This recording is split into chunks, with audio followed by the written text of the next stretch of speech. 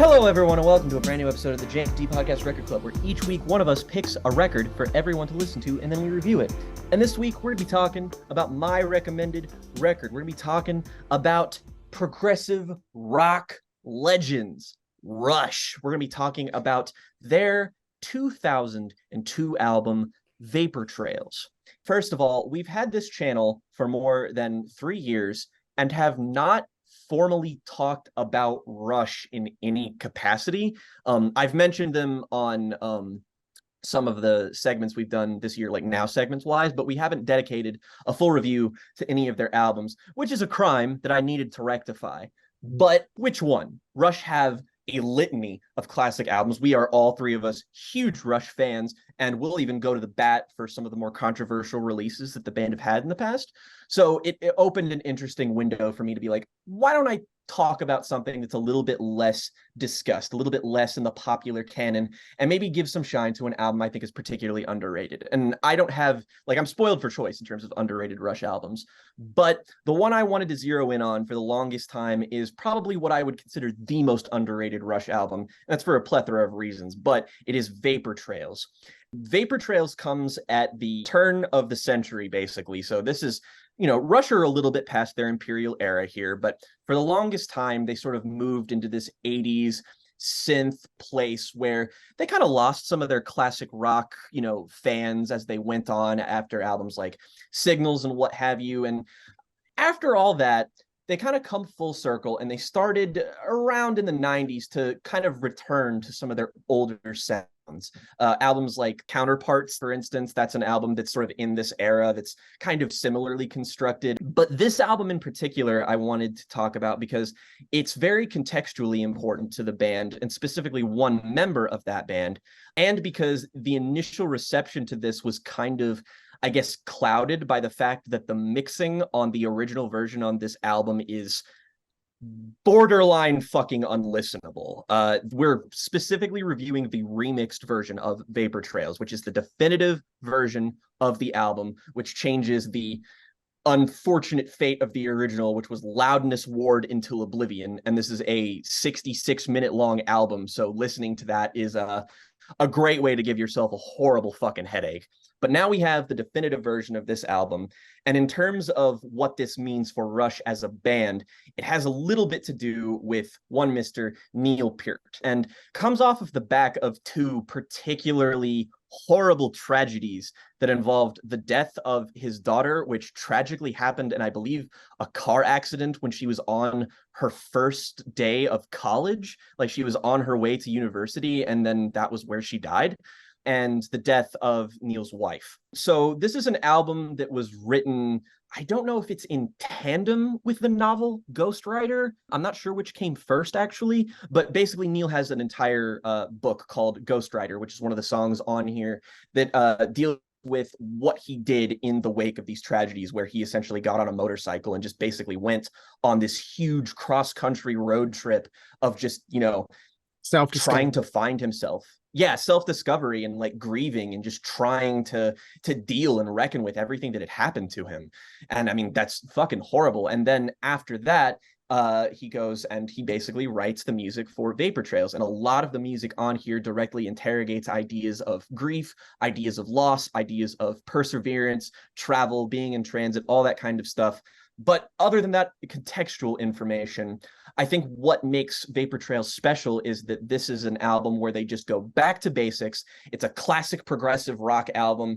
It sounds extraordinary, but it relies on the muscularity of the band more than anything has in the past 20 years that they had made at this point. So it's a really good album to zero in on because it embodies all of the strengths that a band like Rush can have, but it's also very easy and very emotional. It's just a great all-rounder record that, while I wouldn't quite put it on the Permanent Waves, Moving Pictures, Grace Under Pressure tier, I still think this is a comfortable top of the A tier Rush record. So, having acknowledged the tragedy that informed, well, I think it was more that informed the break that the band took in the late 90s, essentially. That as well, yeah. It was a soft breakup almost. It was like Neil basically said, I'm done.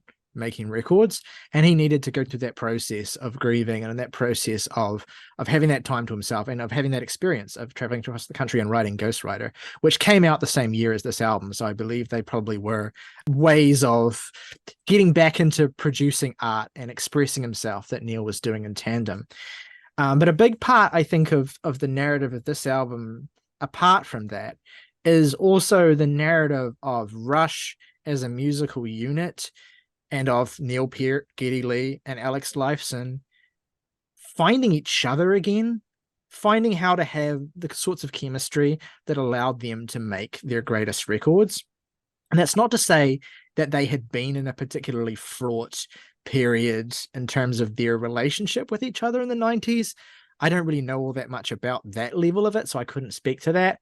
But certainly I would say that 90s Rush, or really beginning with Presto and 89, is somewhat of a creatively, let's just say, fraught era of the band, where they had throughout the 80s basically perfected what their sound was, continued to reach outward and really have a fantastic formula for what the Rush album could be, usually somewhere between 8 to 10 songs, between 40 and 50 minutes, and just really hammering on that technical power that they have as performers and that emotional level that Neil can bring with his writing and that Geddy can bring with his performances. And that was something that they had nailed that so good by the time of like Moving Pictures that they were able to coast on that for several records throughout the 80s. And essentially, it's not that their 80s records from, Signals to Hold Your Fire are the same necessarily. It's just that they found a really good formula and that they were able to explore that in, one way or another. But ultimately it was one Rush album after another Rush album. And They use the same toolkit. And after a while, that's the creative itch, increasingly pushes you to explore and expand. And the way that the kind of music that Rush was making was sort of falling out of fashion throughout the 80s as well. There was increasingly less and less cultural place for Rush as the 80s went on. So you did see them not trend hopping necessarily, but sort of experimenting, I would say, a little bit more in the 90s, and particularly with records like Roll the Bones, for instance. And they had that one too with Rupert Hine with as the producer with Presto and Roll the Bones, and those were records that, well, they're not great, but they are records that show Rush trying a few new things and sort of trying to feel out what their direction's going to be. And then you had Counterparts, which I think is pretty handily the best 90s Rush album. But oh yeah, honestly, kind of because it's a bit of a backwards step to what had been previously successful. And then Test for Echo is, I think, the general consensus, I think, is that this tends to be regarded as the weakest Rush album. It's not necessarily better Presto thinks that, but it's the most sort of, I would say, lifeless Rush album. It doesn't have some of the misfires of records like Presto and Roll the Bones, but it's kind of their Around the Sun in terms of REM, or their New York City Ghosts and Flowers in terms of Sonic Youth. It's that kind of record where it's sort of like, people are not generally all that fond of it. And maybe that sets it up for a reevaluation, but it's not a record I hold in particularly high esteem. And then, of course, you had the events that you've described and that time away that was necessary for Neil to heal. And I think also, again, in some degree, for the band to find a reason to keep going. And that's something where it feels like the weight of being in a band for that long must really catch up with you. And this is an important thing to say as well for any legacy band like this. It's not about how good you are or about how good you are at making records or whatever. Time catches up with you. And it gets harder to do that again and again and again. It gets harder, and it can feel increasingly more and more pointless, the idea of making new records once you have, this was their 17th album. And, the joy of touring for a lot of these legacy bands becomes the biggest driver. And so the idea of making new records starts to feel a little bit incidental to that, or maybe a means to that more so than a necessary drive that they have. But I don't think that Rush have ever really phoned it in fully. You know, maybe No. maybe Test for Echo could be a little bit perfunctory, but you know, it's still Rush. They're still putting their best foot forward. You know, there's still good performances on that record, and it's still, you know, three of the greatest rock. You know, one of the greatest band dynamics in rock history, always consistently there. But you know, in reading about the background to Vapor Trails and about the journey that these three men went on together in creating this album, really increased my appreciation for what a breath of fresh air this is. For starters, this is the Rush album that took the longest to make. Now, this record was in gestation for, I can't remember off the top of my head now. I don't know if either of you know, but it was like several months, I think it took them to make this, maybe even Yeah, closer to a year even. I was gonna say I think it is a year. Yeah, it took them, you know, up to a year, if not more, to make this album. It was just really slow progress. And According to Rate Your Music, which is usually pretty reliable for these things, it was January from November to November of 2001. yeah, So I Yeah. mean, Basically. 11 months. yeah, basically that year. And a lot of that time, you know, based on what I've read about what the band have said about that experience, was not even just writing music, but just kind of getting their dynamic back in place. You know what I mean? You know, these men, obviously with a really strong bond and friendship, rediscovering and reevaluating why they want to make music together and what the drive is there and the chemistry that's necessary for Rush to make records. Because obviously every great band needs to have this kind of interlocking chemistry, but it's especially like, it's so pivotal to Rush because it's not just that these are three men doing three things that a rock band needs. It's this, they meld, you know, Neil writes and Geddy sings, and there is a symbiosis there between those two. You cannot have one man without the other. And of course, It's about communication. Alex is like the glue that ties all of that together, right? Like Alex is, you know, in many ways, one of the most, you know, immediate and flashy aspects of what Rush do. And so the thing that makes Rush one of the all-time great bands, and I think a contender for one of the greatest bands of all time, is that there's no one standout, you know, guy. You cannot have Rush without these three men. You know, it's just each, and you know, they all bring something so essential to what they do. And you feel that chemistry sliding back into place when you listen to this. I do think it has to be really impressed what a difference the remix makes. And certainly a lot of albums around the late 90s, early 2000s, Metallica, have struggled a little bit with the Loudness Wars situation and with trying to find a sound that resonates in an era where, you know, Ricky Rubin. In an era where, you know, popular rock is in its grimiest and ugliest sounding place. I don't say that as a derogatory thing, but that's just, you know what I mean. You know, it's a new metal era. How does a smooth, professional, you know, polished rock band fit into that landscape? So that a lot of bands, like legacy bands, struggled around this time to kind of figure out the sound they wanted.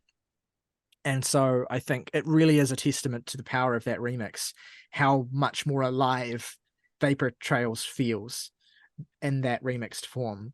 And it has I think it's the only version you can get on streaming. So yeah, I'm not surprised.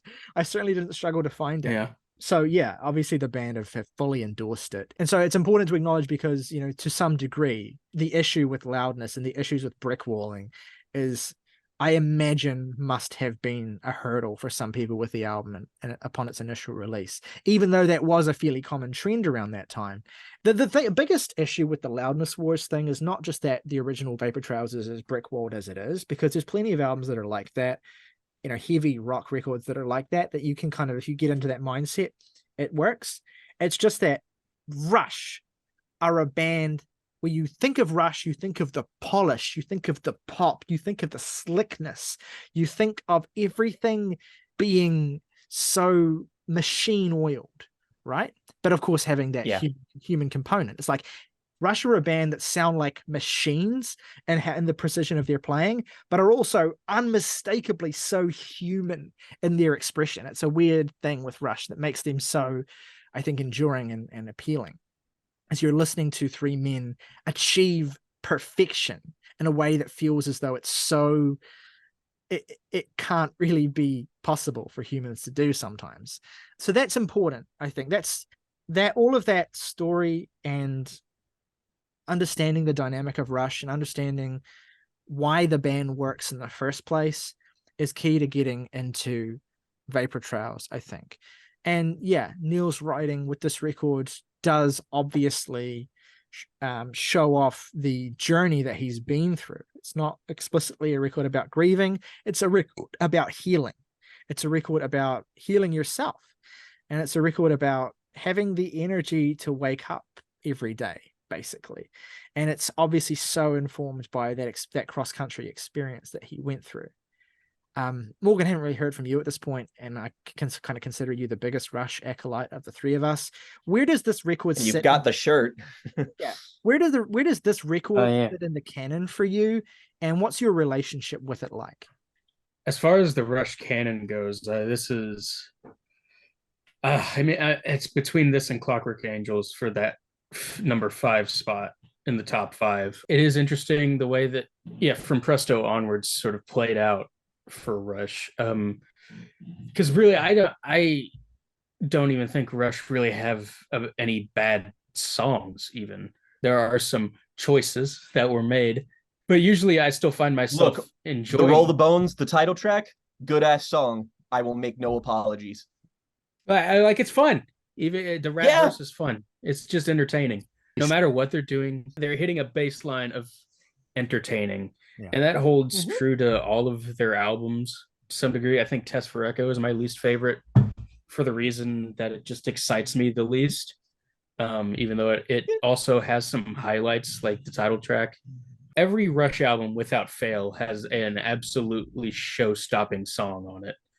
But it's interesting where Vapor Trails comes from, because it even more than a sort of back to basics record like Counterparts, I think Vapor Trails has this element of fully hitting the reset button and learning the dynamic of this band to each other all over again. And that really comes through in the music, because I think for the first time, probably since Hold Your Fire, the band really sounds like they're sure of themselves.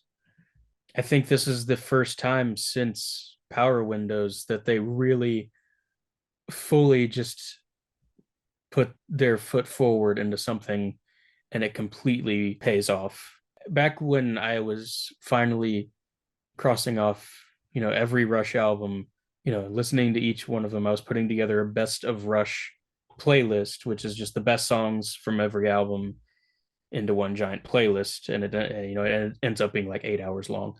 It has like 72 of the 120 or so songs that they put out in their career. To reflect that, I think like 8 of the 12 songs from this album are in that playlist. It's interesting. The length of the record is maybe the only thing that holds it back from like the S tier for me. I think this is something that sort of plagues a lot of the CD era Rush albums. So much of the strength of their best records comes from the fact that, yes, they have these giant sweeping suites on them, but they usually tops out at about 40 or 45 minutes. And it's when things become a little less filtered in the CD era that their albums just kind of don't pace as well as they used to. And that's even a problem that this album runs into, as great as it is that it just ever so slightly outstays its welcome. I'm not quite drinking the Kool-Aid as fully as you two are, but and I say that because I do have issues with the length of this record, but I will say it's a weird thing where it's like the chemistry is so beautiful across this album, and I really emphasize that word because I think this is the most beautiful Rush album. It is the Rush album that for me has the most moments of arresting beauty, and not in the sense that you might associate with that word of prettiness or whatever, but just in the sense that the chemistry that these men have and the inescapable weight of the context that brought them to this point adds a dimension to their playing for me, and it's just a part of how I experience it. It's out of my control, and it's out of their control to some degree as well. It's just a context that I have that makes it feel like a true communion listening to the men on this record play. And it's certainly a thing that stands out if you go through Rush's discography in chronological order, because I would say it's stronger. It's just more a part of this than maybe any record they had made since, I honestly don't know, Grace Under Pressure, maybe. It's not to say there aren't great records between that and this. It's just that there's a quality to the sense with which this needs to exist for these three men that makes it enhanced. That said, my issues with length are less to do with there being songs, specific songs on here that I wish had been cut, and more to do with the fact that no matter how great you are as a performer, it can get fatiguing listening to you after a certain amount of time. And that's just something that I experienced with this record, partly exacerbated by the fact that I think they perfected their record structure so beautifully throughout the 80s that hearing them be a little bit more digressive and a little bit more kind of inclusive of, you know, just the wider package of songs that have come out of these sessions feels like they let go of some of the magic that comes from those records for me. And also a part of it is Neil's writing has, I mean, obviously this record has some of his most poignant writing. I mean, songs like One Little Victory and Ghost Rider in particular are just very powerful songs. But, you know, it being a record where the lyrics are written by Neil Peart, you also get plenty of, you know, like, this isn't a bad thing. It's just a Neil Peart thing. In songs like Peaceable Kingdom, where it's like, the lyrics are like talking about, sharing our rational view, justice against the hanged man, knights of wands against the hour, swords against the kingdom, time against the tower. It's all very like fantastical and kind of orc shit. Well, it's dork shit. Yeah, and it is like, it's a bit, this is the thing, I suppose, when you analyze on a certain level, you kind of take away from the magic, because on paper, a lot of it's kind of just, I don't know, it's just ridiculous. But again, the magic comes out of how Geddy Lee sells it. Oh, fuck is Rush. Yeah. Yeah, I was gonna say, I was like, this is the band. Exactly. But I will say that Geddy Lee, as great as of a performer as he is, I struggle to listen to him for more than an hour at a time. There's just something about his voice that's not a negative. It's just, I get the most out of this. Skillish. A little bit, you know, when it's a little bit more, I don't know, look, I just get to a certain point in this record with songs like Sweet Miracle and Freeze, where we're kind of, okay, I feel like I'm making this out to be a bigger deal than it is, but it's just fatiguing is the only thing I have with this record. That said, I'll take a step back from that critique to admire the ways in which the record does demonstrate diversity as it goes on, to an extent. You know, with context, it's still very uniform and, you know, very Rush doing Rush for song after song after song, but there's a little bit more of, there's some subtle ways that the record experiments. You know, Sweet Miracle has this kind of like almost sort of funky aspect to the rhythm section that completely, like, the guitar, like what Alex is doing is not funk inflected at all, but there's this kind of bounce to the rhythm section, and then Alex is doing his blinding, you know, rays of guitar that he's so great at, and then Geddy's doing like there's a slightly kind of new agey atmosphere to what Geddy's bringing. It's a weird combination of things that doesn't quite fully congeal for me, but I appreciate the way that it stands out. Nocturne as well has a little bit more dynamics in it, a little bit more kind of quiet loud in it, that makes it feel a little bit of a like a breathe out moment, because the record can be maximalist to a fault. You know, it can be a lot of Rush being amazing to the point where it's like, you know, you start to get sunblind a little bit. So yeah, I think in that sense, the record is really at its strongest in its first half. Vapor Trail, I actually quite like Earthshine, though, in the back half, I think really, really stands. Yeah. I find that song to be really pretty and really arresting musically. Although I do, you know, I run out of ways to distinguish the parts of this record that I enjoy after a while. It's just it's a great Rush album where I am most excited and animated by these aspects of chemistry and these aspects of emotional potency that comes through from the context. I fucking I was like in my bathroom this morning listening to One Little Victory and brushing my teeth and just fucking dancing, and that's As you do. be one of my enduring Rush memories going forward in my life, was in my bathroom brushing my teeth and busting a move to One Little Victory. I don't have much more to say about it, frankly. It's a revitalization that Rush needed, although there's something kind of ironic to the fact that it's a revitalization that then took another decade after it was created to be revitalized.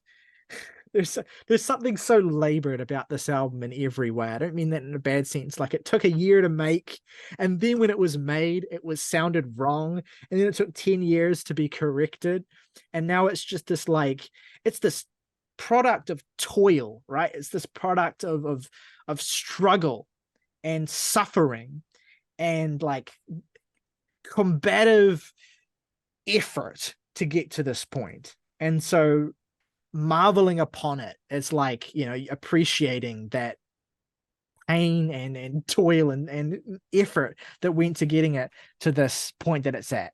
So yeah, in that sense, it's a kind of awesome album that I think you appreciate that awesomeness more if you come to it later in your Rush experience. I wouldn't necessarily recommend this to someone who's not that familiar with the band. No.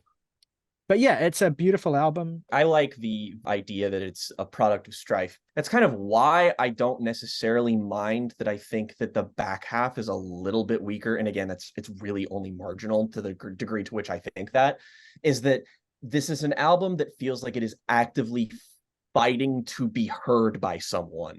And I feel like in the narrative of it, like, you know, the remix, the fact that it took a long time, that just adds to its appeal. And the fact that it lasts as long as it does, it's like it's always satisfying to me. A lot of the album's greatest moments, like not even just like moments in terms of singular songs, but moments in terms of just these songs devolving and digressing into passages that are gorgeous to behold. They're staggered throughout the record pretty evenly, even though I would say that most of my favorite singular moments are still probably in that front half. Again, like, I think Ghost Rider is one of the best Rush songs, one of the most definitive Rush songs to me. It's one of the most powerful and emotional, and not even necessarily in the way that it's like dour or anything. Like Riley said, this isn't an album about grieving, it's an album about healing. And that's what Ghost Rider is to me. It's an album, or it's a song that is about searching to find yourself. And same thing goes with songs like The Stars Look Down, which again, this album just has so many great underrated top tier Rush songs that I just feel like have these moments of pure elated beauty. And that synergy that they have is key to their success. But at the same time, it feels like this is still an album where I can zero in on everything and find it to be just individually so impressive, mainly with Peart's fills on here, which, I mean, maybe the definitive showcase for Neil Peart as the definitive rock band drummer, like the greatest, like GOAT status shit. And I think that, like, again, the front half of this record, stuff like Ceiling Unlimited, for example, I mean, like, these fills, these are fucking enormous. Like, part of the reason why the original version of this album must have sucked is because you can't fully appreciate the depth of the sound here. So much of this is like Porcupine Tree Blackest Eyes levels of just absolutely fucking enormous impact that you're just like, whoa, holy shit, these guys have got it. I did go back and dip into the original as a reference point, and I'll say that's certainly one way in which the record, I'd say the biggest way in which the record suffered in its original form was just that what Alex is doing is the most impacted, I think, by the brick walling. And I suppose Geddy's bass playing as well, but that's almost easy to take for granted. But Alex's guitar parts in this record are so, like, such a heavy and a key part of the mix of the album and the remix, and so much of the intricacy of them, especially in songs like Peaceable Kingdom, where he has some really intricate guitar parts, I think are lost in that original format. There's one other aspect of the record that sort of stands out in terms of Rush's catalog that I think that's worth acknowledging, is that there are no synthesizers on this album. It is a guitar, bass, drums, vocals, stripped back record in that respect. And it's kind of easy to miss that because of how maximalist the compositions are, how kind of in your face the album is. Full. It does not feel as though it's missing that aspect initially anyway. Like after a while, once you get to know the record, or if you go back and listen to Grace Under Pressure or whatever, then you notice the difference. But it's meaningful that the band chose to minimize the different components of this record to really kind of hone in on something, I guess, more primal to them, more direct in their expression. I think that's another aspect of the album that gives it weight and power is just how simple it is in terms of a component setup, but how vast it is in terms of the scope of this, like, and just in terms of how huge it all sounds and how rich everything is. Pretty decent record, It's pretty all right. Just three of the greatest musicians of all time to play their respective instruments, just fucking about, what have you. Yeah, it's a real it's a really unique moment for so many reasons. The absence of synthesizers, the background story, the context, the fact that it was the album that saved the band in a certain sense, that there was the reason and the function for them to get to this place. I think about it. I'm going to propose a dynamic here, like a narrative dynamic for us to kind of consider this. And I want to talk about it in relation to Metallica's Saint Anger. And the reason I say that is that these records were recorded around the same time, and they're both less about the albums themselves and more about how the process of making them, and I'm thinking more about, I guess I'm talking about this more in relation to Some Kind of Monster than Saint Anger, the album itself. But like these two legacy rock bands who had these kind of high pinnacles, slightly different eras of high pinnacle, but they were both huge in the 80s. Going through this kind of process of existential crisis as a band, like how do we move forward? How do we, find the spark again? And, thinking about how the fraught nature of what Metallica went through to try and find that spark, and how, lifeless that the product of that ended up being versus you have to imagine similarly difficult and labored process that Rush went through, and then this being the result, but only, again, like in a way that was hard to appreciate for a while until the album's full, majesty could be appreciated with the remix.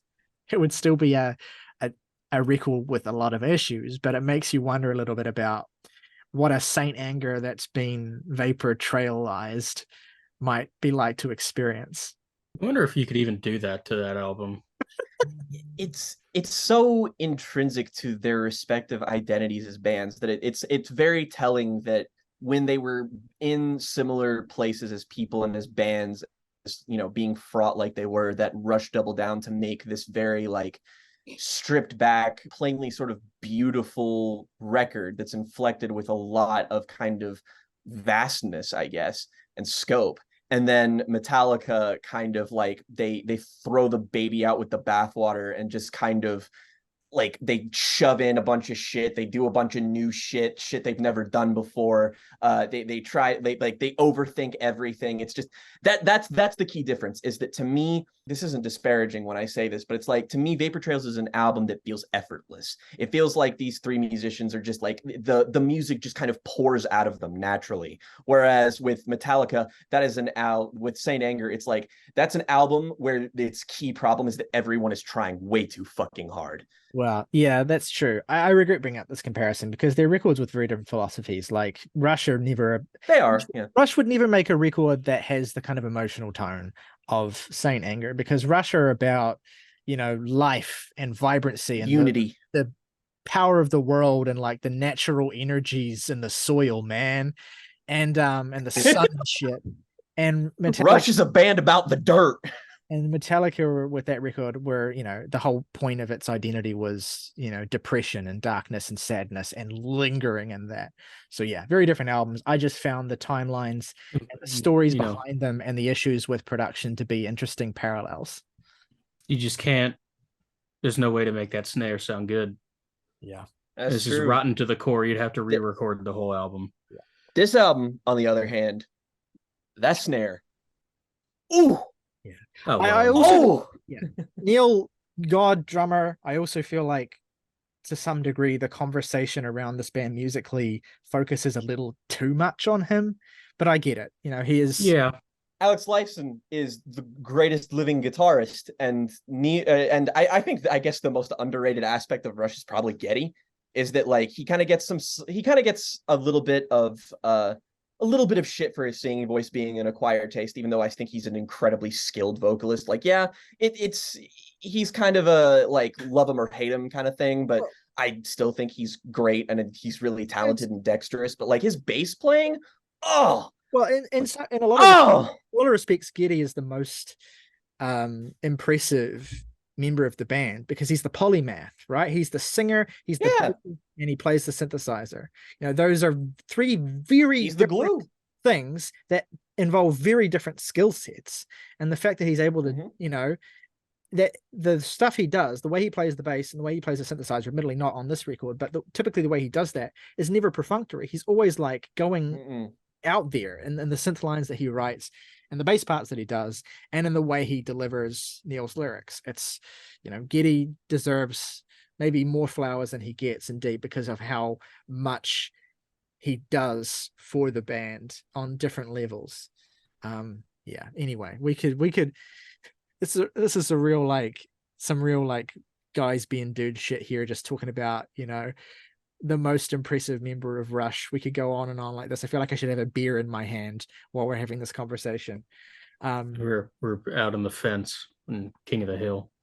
Yeah, for real. Just feels like, well, I tell you what, man. Earth Shine's a really damn good song.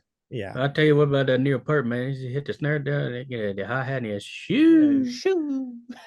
I was saying any three male or male presenting podcasters, there's like a, you know, inevitably, inescapably will at some point be talking about Rush in that context. It doesn't matter it doesn't matter if your podcast is even about music. At some point, any three dudes with a podcast will be raving about esteemed kit work of Neil Peart, you know, the blinding, blazing, bright guitar tones of Alex Lifeson, and the incredible polymath skill of Geddy Lee. It's simple. It's a fact.